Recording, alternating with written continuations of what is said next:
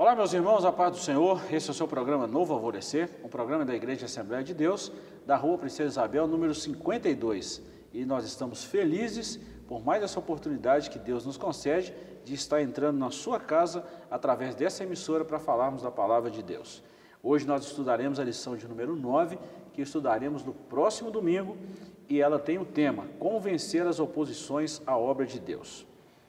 O nosso texto áureo está em Romanos capítulo 8, versículo 37, e está escrito assim: Mas em todas essas coisas somos mais que vencedores por aquele que nos amou.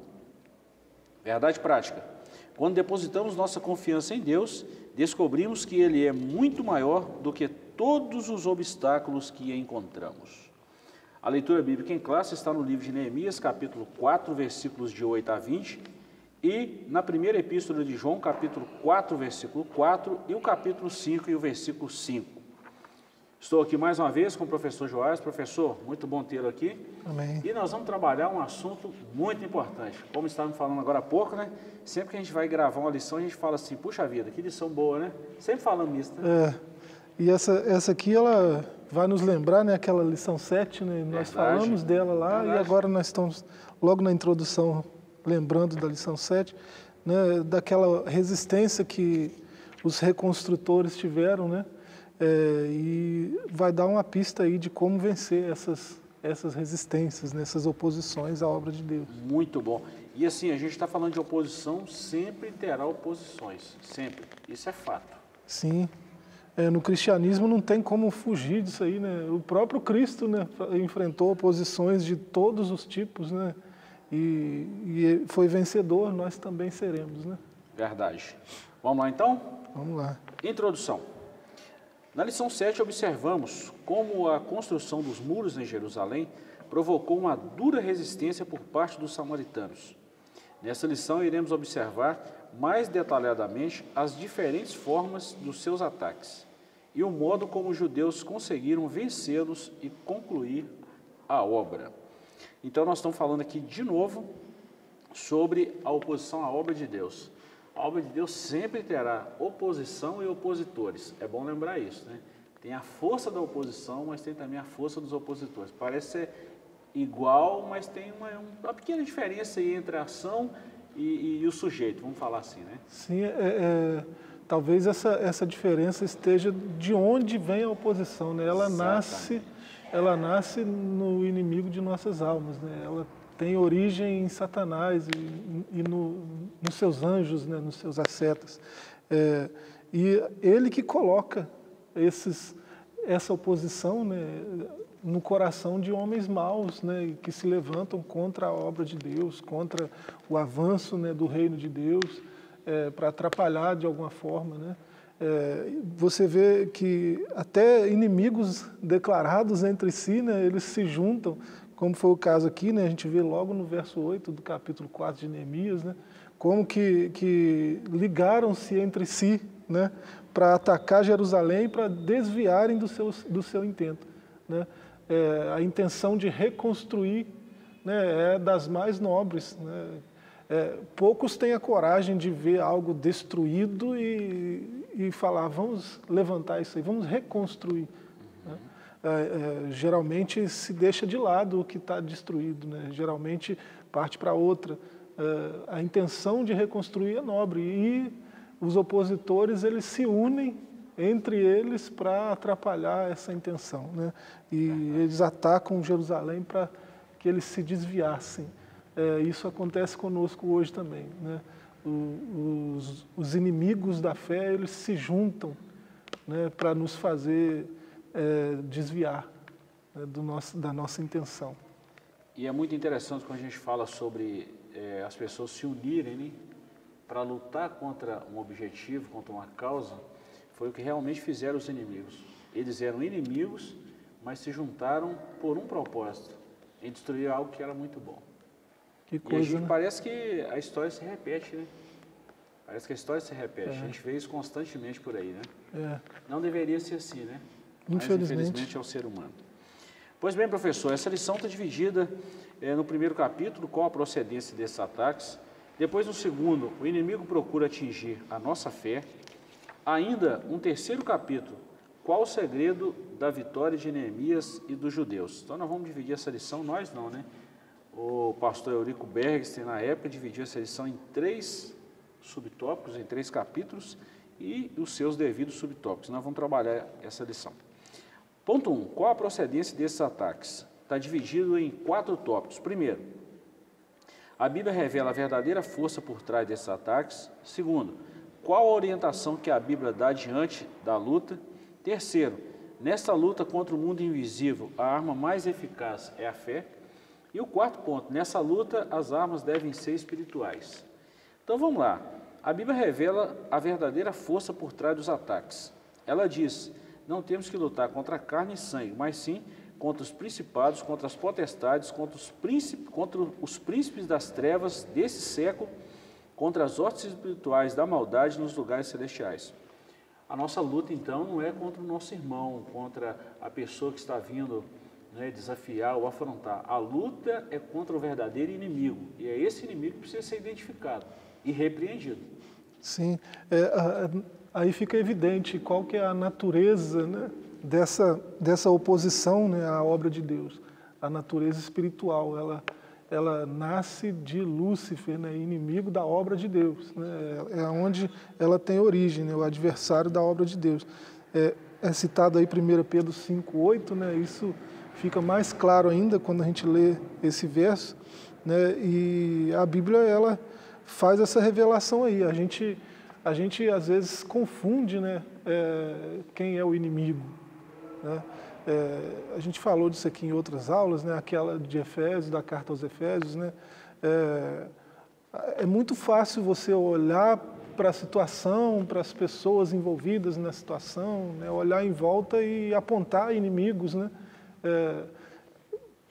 É preciso ter discernimento espiritual para entender quem é o verdadeiro inimigo e se concentrar na luta que realmente importa, que é a luta espiritual. A nossa luta não é contra carne e sangue. Se a gente tem que guerrear no âmbito espiritual. Verdade. Por que a gente está falando isso aqui? Não é nós, a própria Bíblia, né? Porque muitas vezes a gente fica com raiva de uma pessoa quando, na verdade, deveria ter raiva do diabo. Isso, de a gente deveria quem está incentivando contra o verdadeiro inimigo, e não a pessoa. Por isso que eu falei que muitas vezes a causa é diferente do sujeito. É isso. Né? E é bom a gente lembrar disso, professor, porque muitas pessoas criam uma barreira de inimizade não identificando o verdadeiro inimigo. Isso é muito perigoso. Isso. Vamos lá, ponto 2. Qual a orientação que a Bíblia dá diante dessa luta? É muito bom a gente lembrar disso também. Portanto, tomai toda a armadura de Deus para que possais, primeiro, letra A, resistir no dia mal, B, tendo feito tudo, e a letra C, ficar firme. Então, o segredo para vencer essa luta é estar devidamente armado, preparado para ela. Identificar o inimigo parece ser o começo, né? O planejamento, né? Você identificou, você resiste. Né? O inimigo ele vai trazer dias maus, né? É preciso resistir, né? E resistindo, continuar fazendo o que está fazendo em prol do reino. Verdade. Né? Havendo feito tudo, né? Tendo feito tudo. Continuar trabalhando, continuar avançando no servir ao Senhor, né? Não estacionar, não parar, que é assim, a impressão que a gente tem que tem acontecido, né, nesses dias que nós estamos vivendo. Então, continuar fazendo, tendo feito tudo, aí ficar firme até o final, né? Resistir, trabalhar e ficar firme. Interessante, professor, eu lembrei que agora, enquanto você estava comentando, de um filme muito bom, que é o Quarto de Guerra. A Bíblia diz que o Senhor é o Senhor dos exércitos.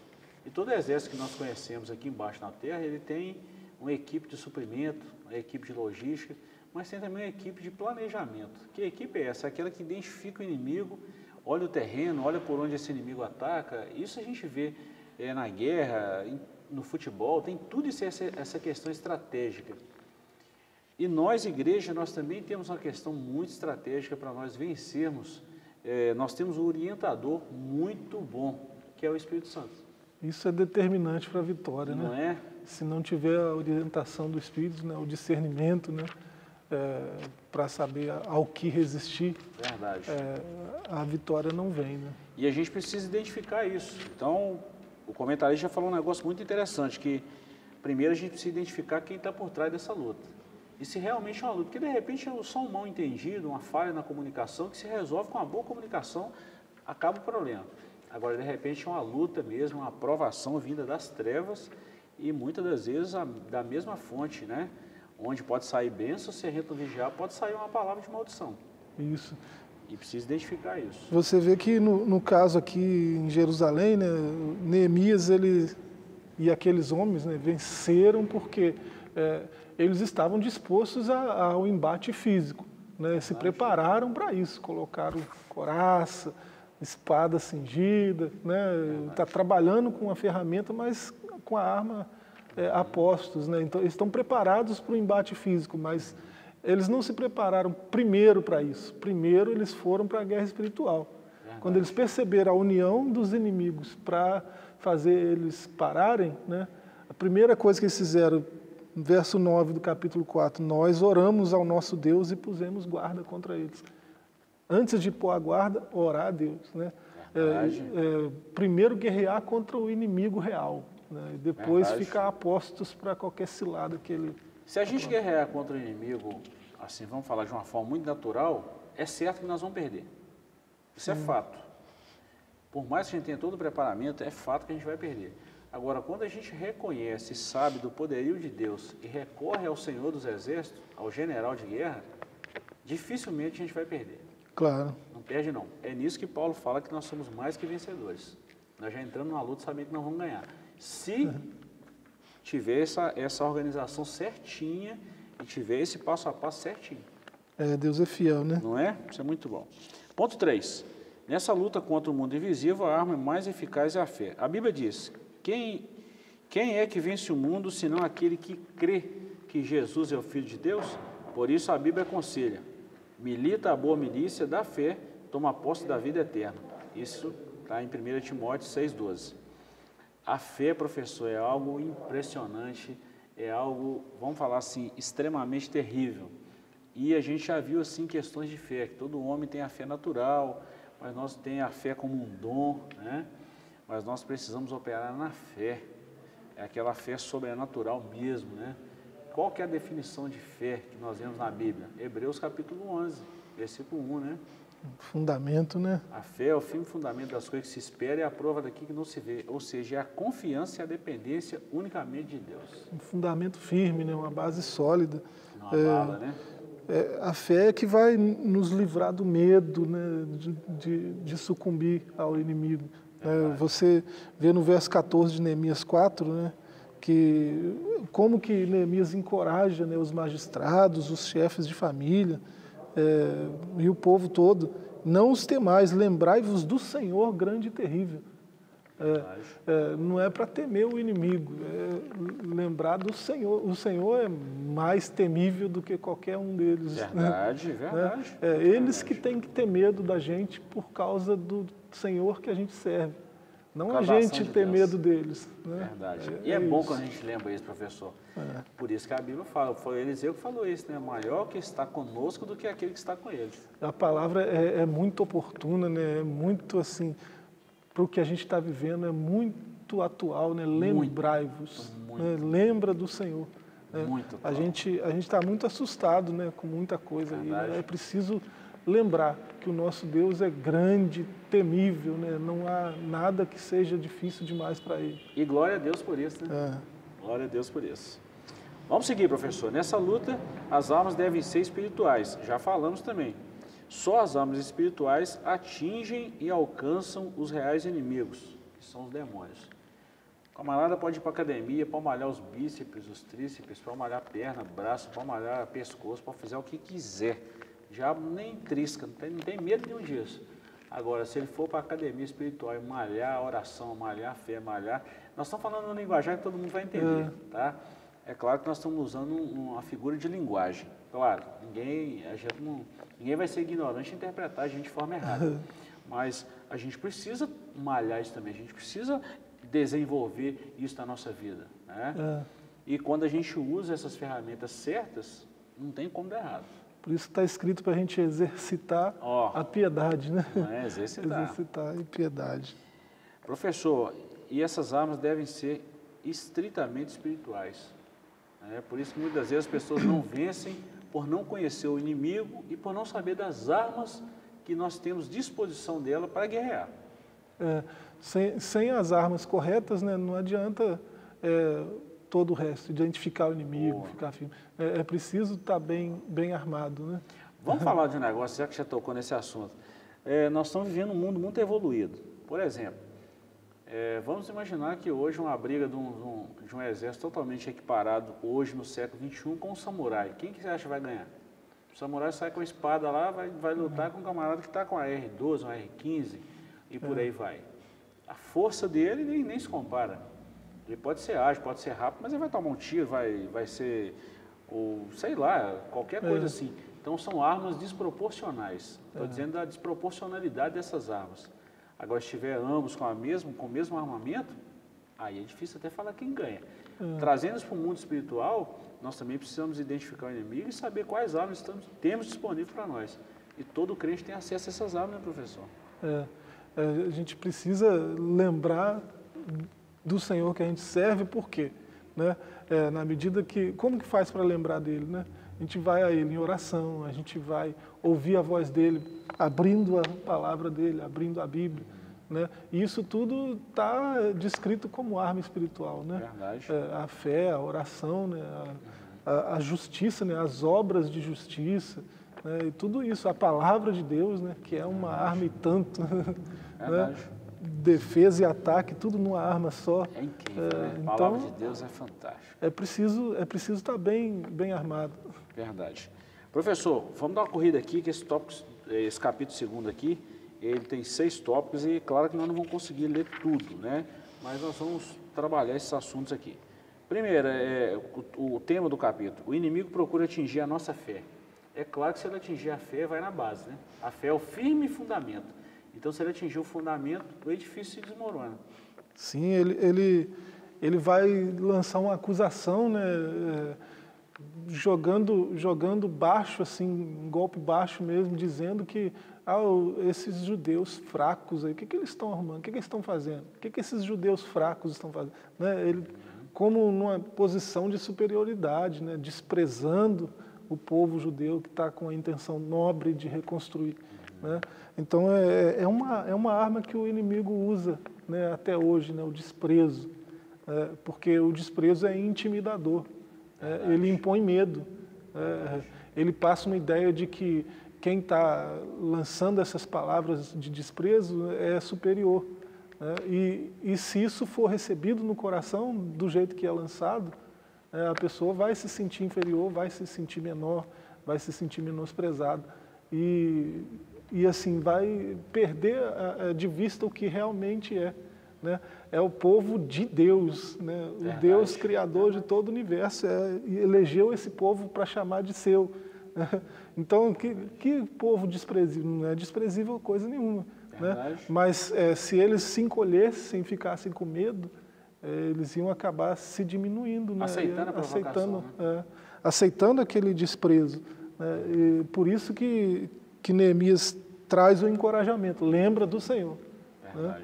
É o Senhor que está conosco. Interessante, professor, quando a gente fala de lembrar do Senhor, nós estamos simplesmente trazendo a memória, como diz o Jeremias, né, o profeta aqui, que nos dá esperança, e muitas das vezes o inimigo tenta fazer com que as pessoas se esqueçam disso.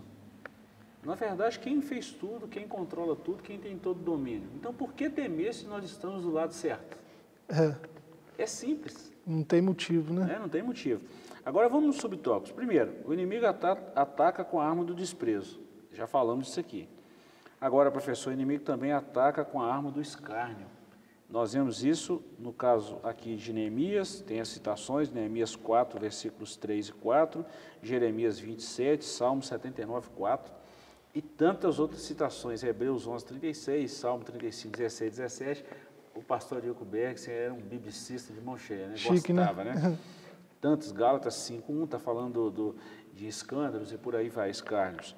Mas quando está falando de escárnio, uma das figuras que eu mais lembro aqui é do filisteu fazendo escárnio com a cara de Davi.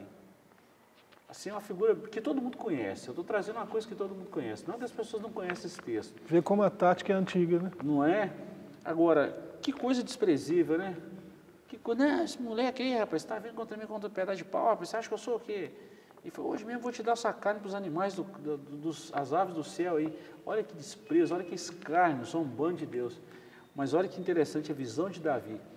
Quem que é esse incircunciso que está afrontando a Deus? Olha a visão de Davi, diferente de todo Israel.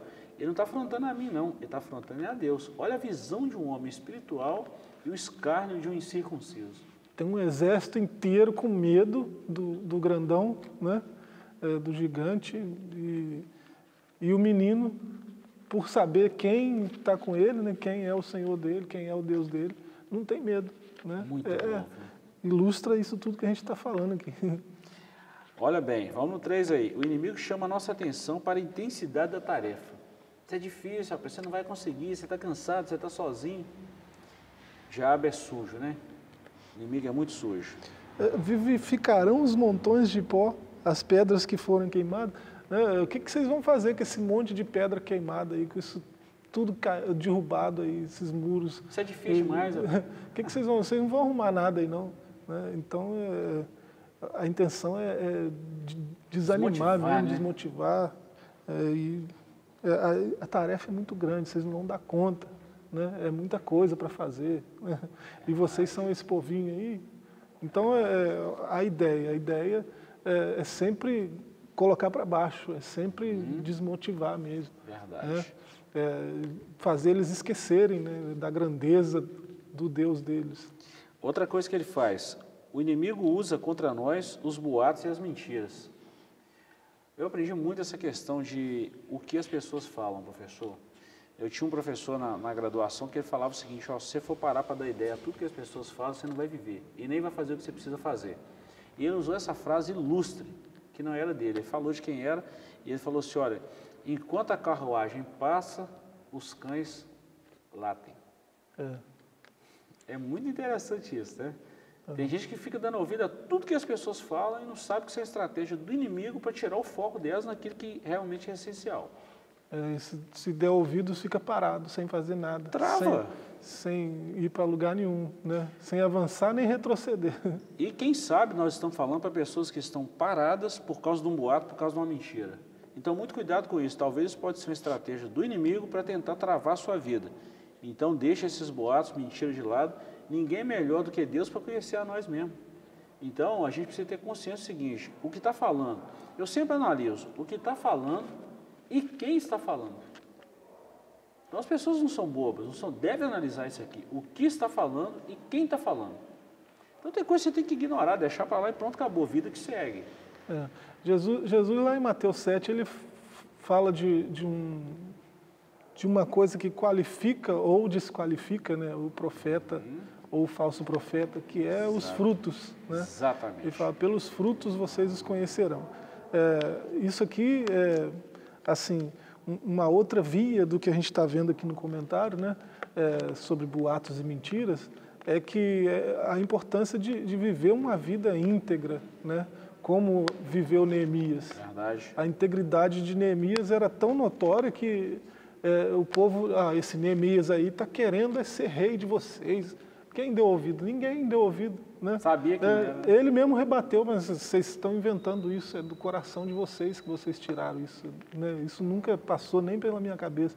E era fato, né? Todo mundo sabia da integridade de Neemias. Né? Nós temos que viver uma vida assim também, né? Para que o inimigo não tenha nada a dizer de nós. Não acha né? ocasião contra isso. Isso. Né? Verdade. E nós vamos terminar esse capítulo aqui falando de duas coisas ainda. O inimigo usa como arma a astúcia e também as ameaças. Se você não parar, eu te mato, ou arruma um subterfúgio para o camarada parar, desanimar, que é a astúcia. Astúcia, né? Vem cá, desce aqui, a gente tem uma proposta muito boa para te ajudar nesse seu projeto. Não vou descer não, estou fazendo uma grande obra. Vem cá, rapaz, só um pouquinho, só 10 minutos você desce e resolve. Olha que... Tudo de astúcia, né? E por fim ameaça. Né? A astúcia não funcionou e começaram a ameaçar. E essa questão da astúcia é antiga também, né? Foi com ela que Eva e Adão, né? Os dois primeiros nossos pais lá, Adão e Eva, foi por causa da astúcia. Claro, não foi só a astúcia, mas a astúcia foi uma ferramenta que o diabo usou para derrubar eles. Sim, mascarou a verdade, né? Apresentou a palavra de Deus toda deturpada, né? Usou de astúcia. E levou eles. Professor, nós estamos chegando ao final, mas vamos falar sobre o ponto 3 aqui, o capítulo 3, né? Qual o segredo da vitória de Neemias e dos judeus? Nós temos apenas aqui, vamos falar menos de 3 minutos, mas vamos trabalhar esses dois tópicos aqui. Primeiro, os judeus venceram porque tinham certeza que estavam na vontade de Deus. Isso é essencial. Estar no centro da vontade de Deus é o caminho certo. É o famoso, aquele famoso camarada, todo mundo indo para a esquerda, ele está indo para a direita. Mas se ele estiver no centro da vontade de Deus, né, é muito complicado isso. Então a gente precisa ter ciência. Espera aí, eu estou no centro da vontade de Deus? Deus está agradando o que eu estou fazendo? É a vontade de Deus para a nossa vida? Então ponto. E para achar esse lugar aí, né, o centro da vontade de Deus, difícil. É importante conhecer a vontade de Deus, verdade, né, para saber que ela é boa, perfeita e agradável, né, é preciso conhecê-la. Né, e assim, me parece que a vontade de Deus, ela sempre tem algo a ver com a atividade no seu reino. Né? Se você pegar todas as referências bíblicas sobre a vontade de Deus, você vai ver Deus fazendo referência à atividade. Verdade. Né? O apóstolo, eu acho uma das mais emblemáticas, né? Eu não vou lembrar a passagem agora, mas eu não lembro se é Tessalonicenses. O apóstolo fala, orai sem cessar, né? Alegrai-vos sempre, né? E em tudo dai graças, né? Alegria, oração e gratidão. Porque essa é a vontade de Deus. A vontade de Deus, ela está sempre fazendo referência à atividade do crente. Ao trabalhar, né? Orar é atividade. Verdade. Né? E orar sem cessar. Né? Alegria, alegrai-vos, está no imperativo. Né? E é sempre também. Verdade, constante, né? Dando graças em tudo, né? Sempre gratidão. Tudo tem a ver com atividade. E parece que os três andam juntos também, né? Aonde você vai ver oração, fatalmente você vai encontrar as outras duas, a alegria e a gratidão. Aonde você vê gratidão, você vai ver que é alguém que ora, que é alguém que está alegre com o Senhor. Né? Independente, essa alegria a gente sabe bem o que é, né? Independente de tudo que está acontecendo, o coração tem paz, tem alegria, porque é a força que vem de Deus, né? A sua alegria. É muito bom quando a gente fala da palavra de Deus, professor. Nós viraríamos o dia aqui à noite, emendaríamos dias e dias aqui falando disso. Mas olha que interessante o que você falou. A gente descobre a vontade de Deus na prática. Isso. Parado, sem fazer nada, não se descobre a vontade de Deus. A vontade de Deus está em nós estarmos em plena atividade. E Deus nunca vai revelar a vontade dele assim, de uma forma completa para nós, tudo de uma vez só. Minha vontade para você agora, toma, vai lá e faz. Não, Deus vai revelando à medida que a gente vai fazendo. Andou um pouquinho, Deus vai revelando, andou mais um pouquinho. A gente viu isso com Abraão. Abraão, sai da sua terra e vem para uma terra que eu vou te mostrar. O que Abraão fez? Creu em Deus. E quando ele creu em Deus e começou a andar, Deus começou agiu de acordo com a crença. Né? Moisés. Agiu, né? Agiu. Moisés, vai lá e tira o povo. Moisés foi lá, ele sabia por onde que ele ia passar o caminho, 40 anos no deserto? Não sabia, mas ele começou a fazer. Então é assim mesmo, é atividade. Então o segredo da vitória de Neemias e dos judeus é o cumprimento do dever. Né? Verdade. A obediência à ordem de Deus ao chamado, de agir. Né? Verdade, ele está sempre em ação. Vai lá e reconstrói. Foi lá e reconstrói. Como vai acontecer? Não sei, Deus vai dar vitória. E fechando aqui, professor, venceram pela oração e nós também devemos orar. E nisso aqui tem 4 tópicos aqui. Primeiro, impedir que alguma coisa nos estorve a orar, a gente tem que lutar contra isso. Persistir na oração, orar até que venha a resposta. E a oração também é uma prova que o Espírito opera em nós. Olha que maravilha. Nós fechamos com essa recomendação. Tem até a referência que eu não estava achando. 1 Tessalonicenses 5:17. Verdade. É isso aí. Então, você vê como que oração é essencial, né? Verdade.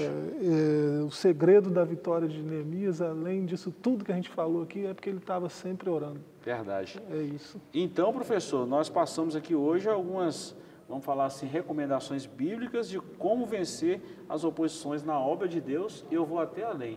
também no âmbito pessoal. Isso serve para a pessoa, vamos falar assim, como indivíduo. Nós como um todo, igreja, e nós também como indivíduo, pessoa. Sim. Se aplica nas duas questões. A bênção de Deus está disponível para esses dois âmbitos, né? Verdade. O pessoal e o social. Verdade. Chegamos ao final dessa lição, queremos te agradecer pelo carinho e a companhia de sempre, e Deus nos permitindo, semana que vem estaremos de volta. Deus te abençoe, forte abraço e até o nosso próximo programa.